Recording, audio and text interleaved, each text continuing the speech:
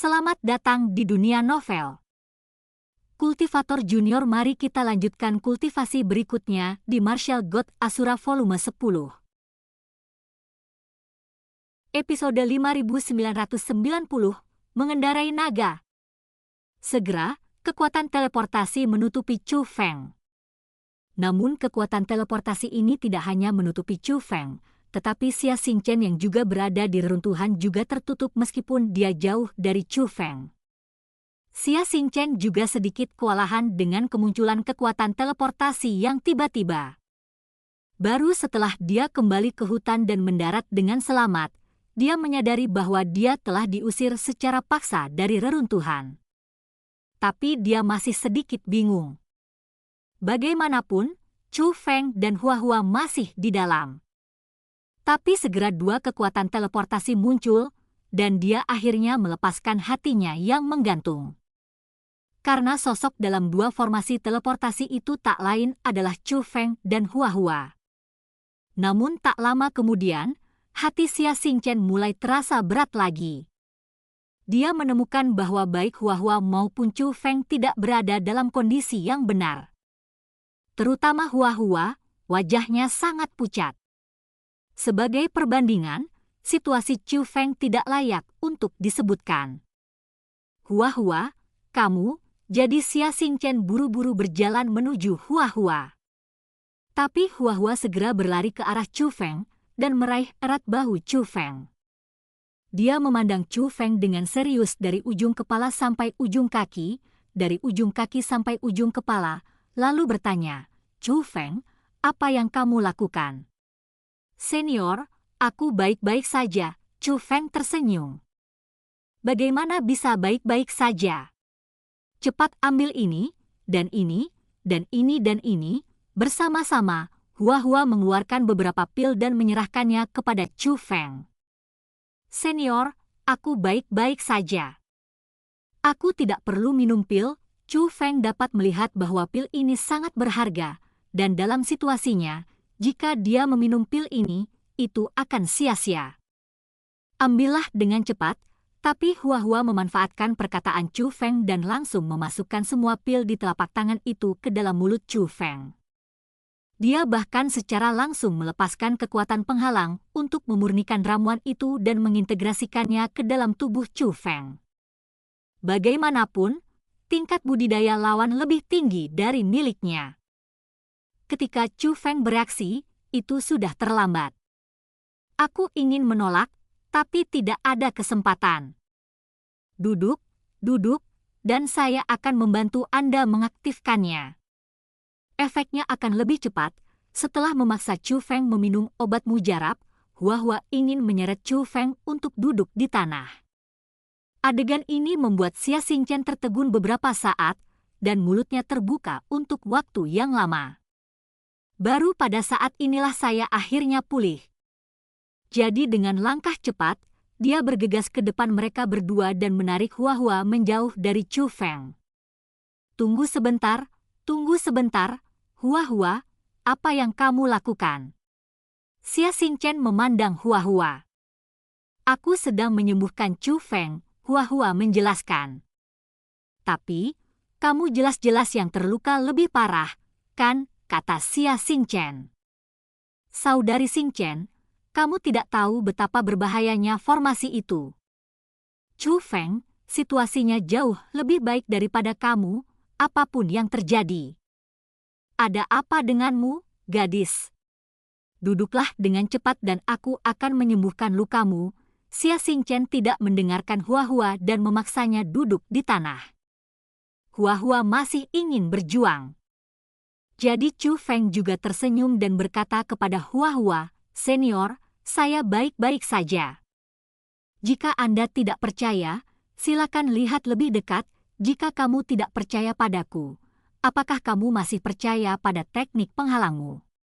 Chu Feng langsung mengambil tangan Hua Hua dan meletakkannya di titik nadinya. Setelah Hua Hua mengamatinya, dia menemukan bahwa Chu Feng baik-baik saja, tetapi dia berkata, "Saya tidak terlalu percaya pada teknik formasi saya lagi. Kamu gadis, apa yang kamu bicarakan? Kepalamu tidak jernih." Xia Xingchen menarik tangan Huahua dari pergelangan tangan Chu Feng dan segera berkata kepada Chu Feng, "Chu Feng, tolong biarkan saja. Kamu juga terluka. Pergi dan rawat dirimu hingga sehat. Serahkan Huahua padaku dan dia akan bangun." Belakangan, Xia Xingchen secara paksa membantu Huahua menyembuhkan luka-lukanya. Huahua sudah lemah, jadi tentu saja dia tidak bisa mengalahkan Xia Xingchen.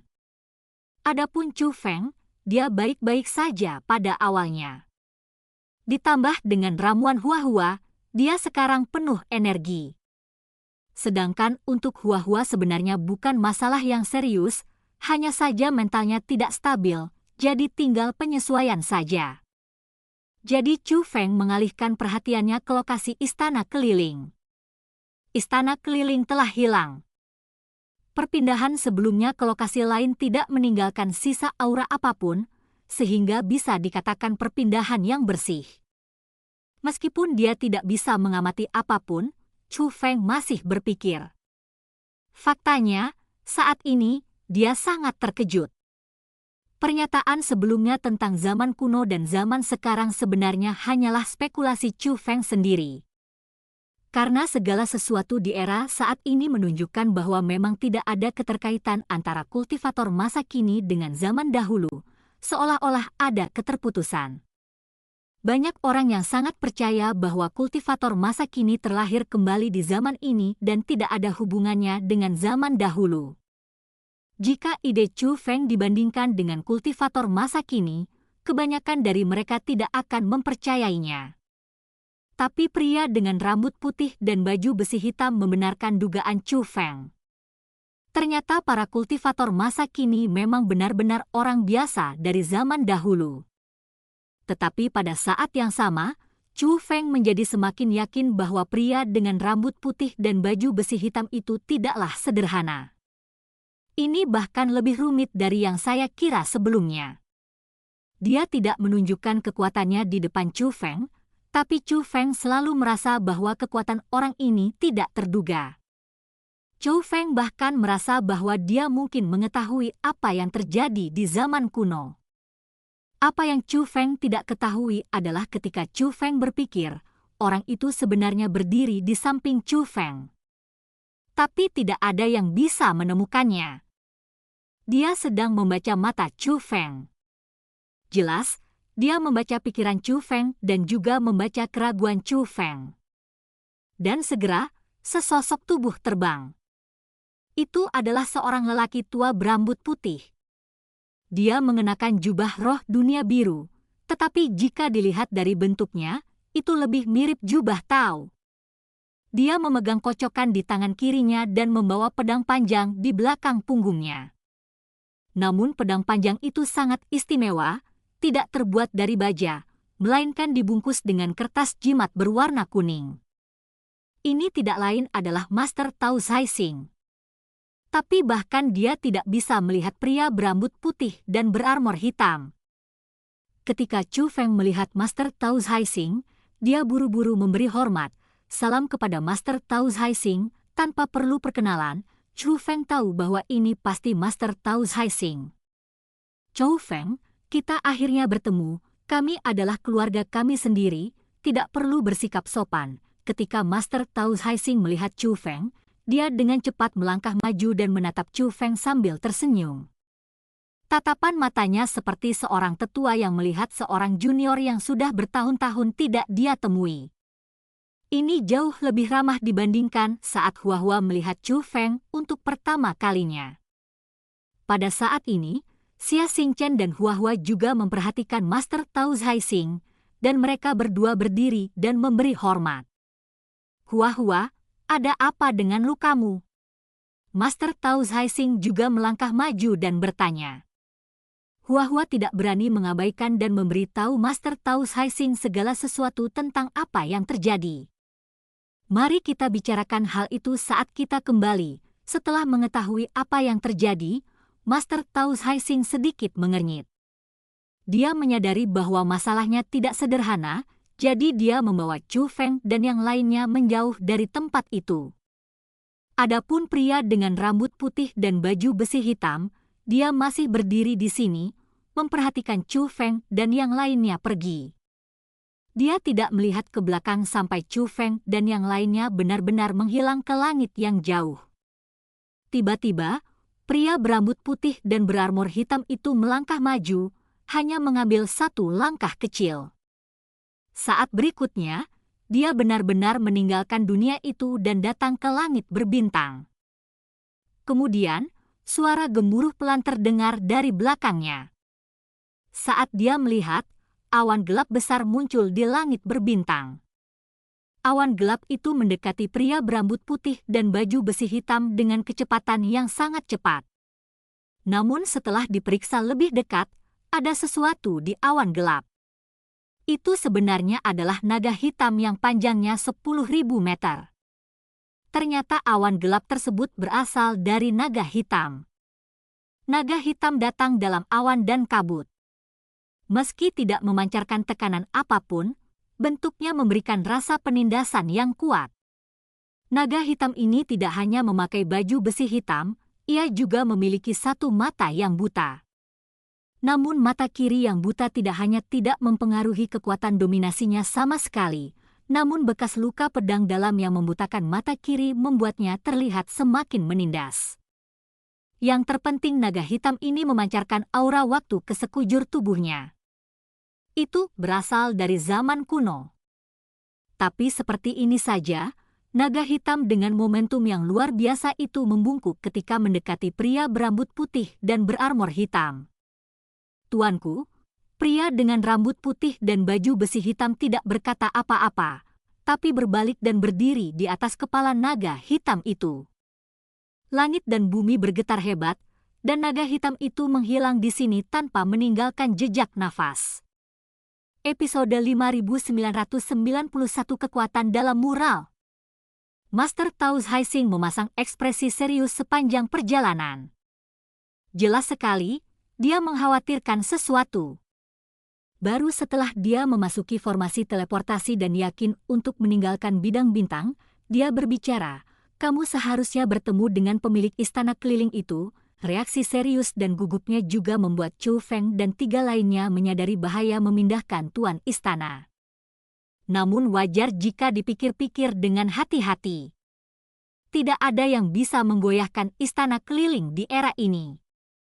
Lalu bagaimana mungkin tuannya tidak kuat?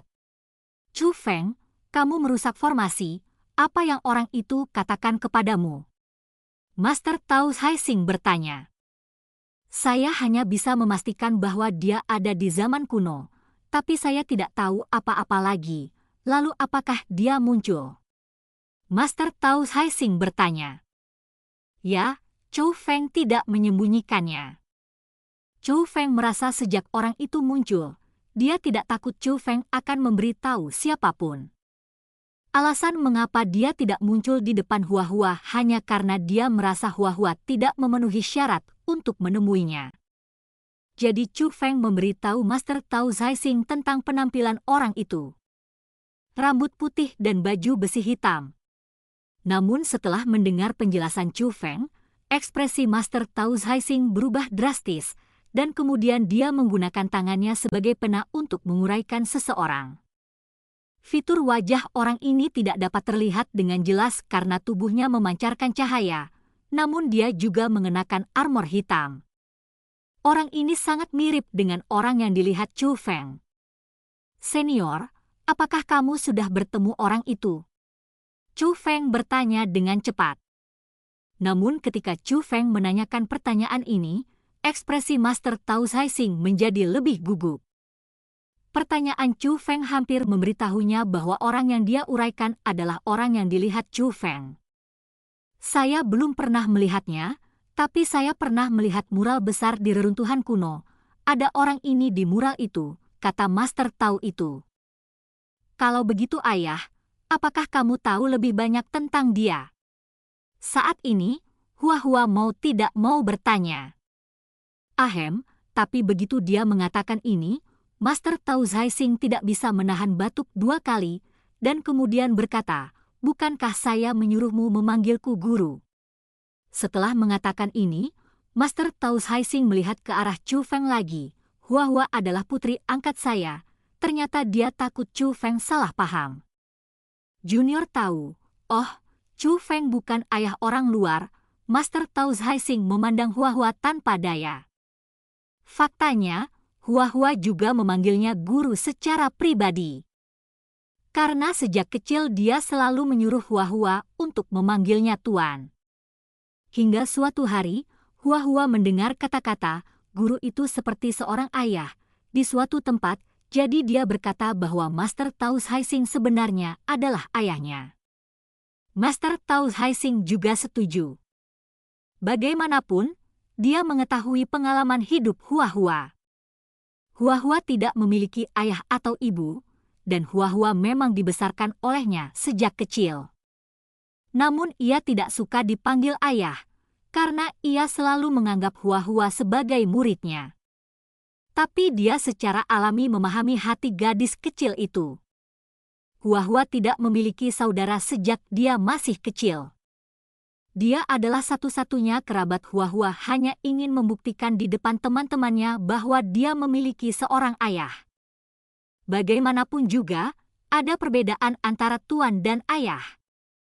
Kalau orang itu, saya hanya melihatnya di mural itu. Kalau kemampuan yang ditampilkan di mural itu nyata, akan sedikit menakutkan, kata pendeta Tao itu. Pada saat ini, Chu Feng dan yang lainnya tidak berbicara, tetapi mereka mengamati Master Tao Zhaixing dari dekat. Master Tao Zhaixing juga melihat harapan Chu Feng dan yang lainnya, jadi dia melanjutkan, sebenarnya kemampuannya belum diperlihatkan secara langsung, tapi hebatnya dia berdiri di atas naga hitam, dan naga hitam itu sangat besar sehingga selama ia membuka mulutnya, ia dapat dengan mudah menelan bagian manapun dari dunia atas. Jika aku sebesar itu, bukankah itu berarti aku bisa menghancurkan bintang dengan satu cakar dan menghancurkan beberapa dunia dengan jentikan ekorku?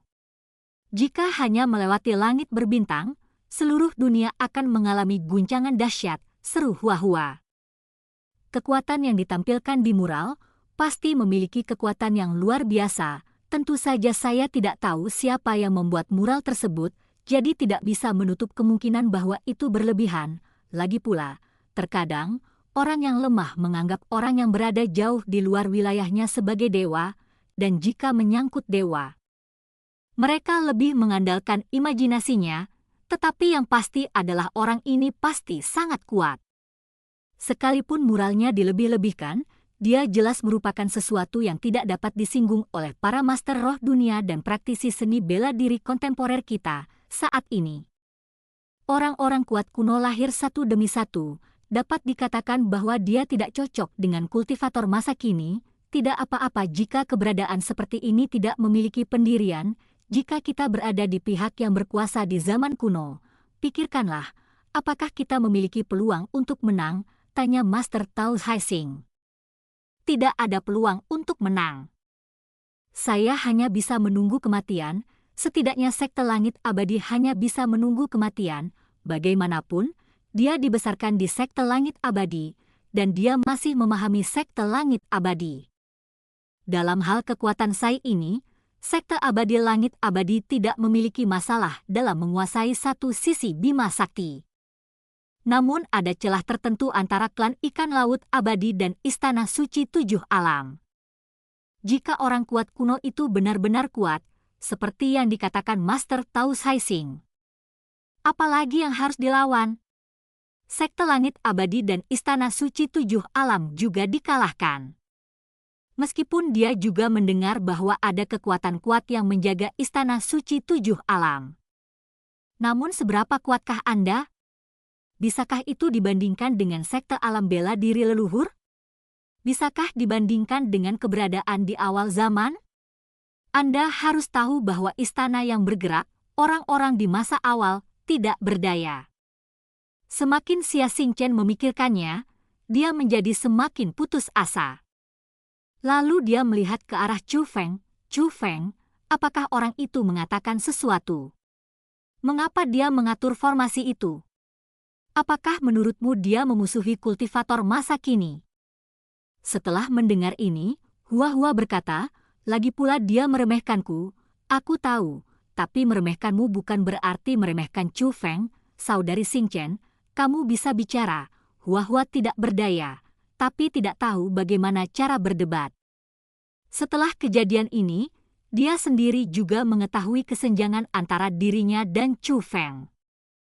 Senior, orang itu menolak mengatakan apapun, tapi menurutku dia tidak seharusnya memusuhi kita, karena saya telah melihat tokoh-tokoh kuno yang bermusuhan.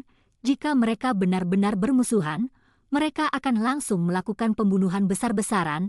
Apa yang kamu katakan masuk akal, Xia Xingchen menjawab. Tentu saja mereka masih gelisah. Lawan begitu kuat, apakah akan membunuh atau bertahan sepenuhnya ditentukan oleh pikiran seseorang. Mereka sangat pasif. Menurutku kadang-kadang memang benar untuk mempercayai intuisimu, karena Chu Feng merasa bahwa orang itu tidak memusuhi kultivator masa kini kita. Sebaiknya kita mempercayai intuisi ini. Lagi pula, sangat bodoh jika merasa cemas akan sesuatu yang belum terjadi, sekalipun sesuatu yang buruk benar-benar terjadi. Tetapi Anda sudah cemas sebelumnya. Jika itu terjadi, itu sama dengan mengalami hal buruk 2 kali, kata Master Tao Zhaixing. Apa yang dikatakan para senior itu benar sekali. Chu Feng tersenyum dan mengangguk, merasa bahwa apa yang dikatakan Master Tao Zhaixing masuk akal. Master Tao Zhaixing juga tersenyum, dan segera sebuah pesan rahasia masuk ke telinga Chu Feng. Chu Feng, kamu datang kepadaku karena kamu ingin tahu tentang ibumu, kan? Dan cerita pun berakhir. Sampai jumpa di cerita berikutnya dari Martial God Asura di dunia novel.